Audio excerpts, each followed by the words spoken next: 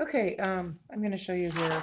This is my drawing that I've done of the still life. It's all shaded and everything. I want to keep this really nice, so keep that in mind. We don't want to get marker on it.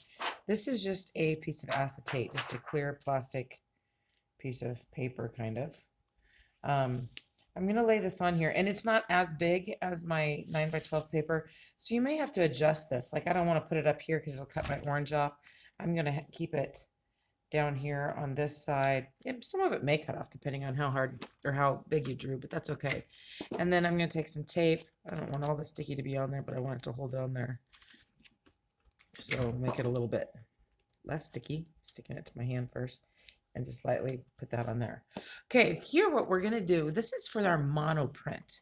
We're going to keep this as an option to turn into Artsonia, but the other thing we're going to do is our mono print. And for our mono print, we have to make something that we can print with. A mono print is just one print. It'll eventually be what I create on this paper printed onto another piece of paper, and what I create on this acetate will no longer be a viable art project. There won't be anything left of it. But what I'm going to do is, because we did so much hard work with with this drawing, is we're going to lay it over the top of it so we can kind of trace it. Now, this seems fairly simple because you're like, all right, now I just have to trace it in. But we want to add some of that shading back in there.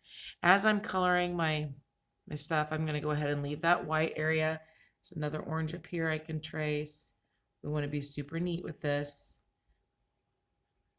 So I'm coloring around, leaving the white area. I got this orange pepper down here. And it will look, if you did a good job of shading, it'll look pretty awesome on here. But when you take it off, you're going to notice that it's going to look very flat. I'll give you a few more examples of that before I go on here.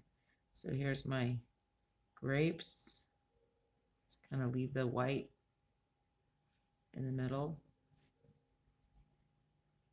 so that they each have a little highlight.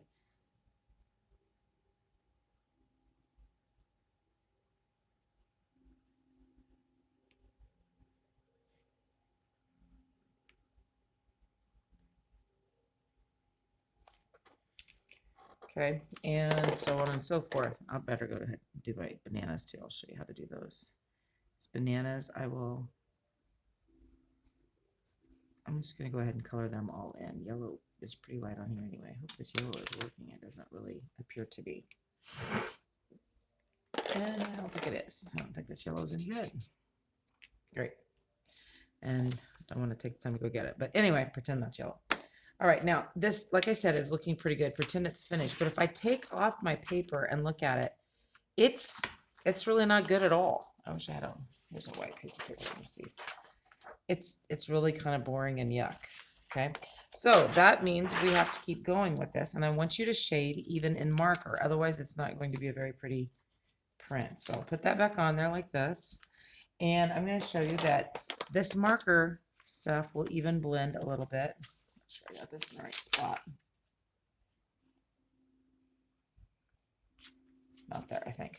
Okay, so I'm going to take where I added in some shadow with the orange. I'm going to take some of this brown and I'm going to add some of that shadow back in.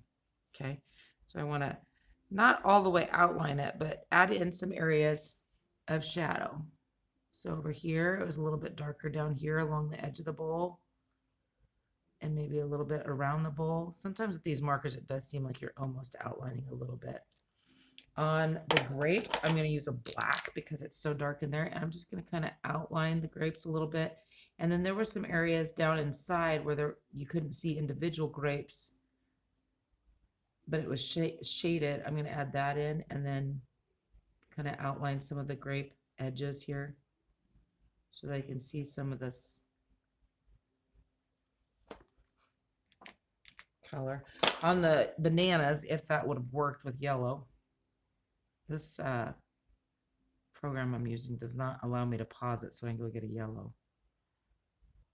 I just want to go ahead and put in some of that brown, maybe even a little of the black on the end, because by the time I colored these, they were starting to get pretty.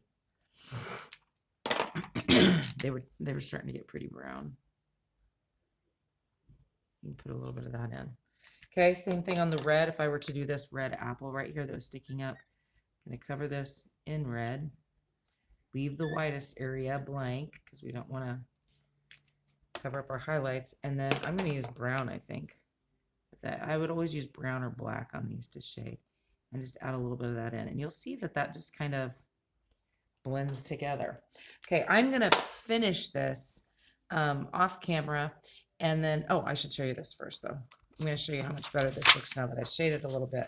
When I take this out and put white underneath it, you're going to start to see that that looks more three-dimensional again. And that's what we'll want for our print. So anyway, I will take this off or shut this off, finish my coloring on the fruit, and then I'm going to show you when you'll see it finished when I get ready to come back on and show you how to print.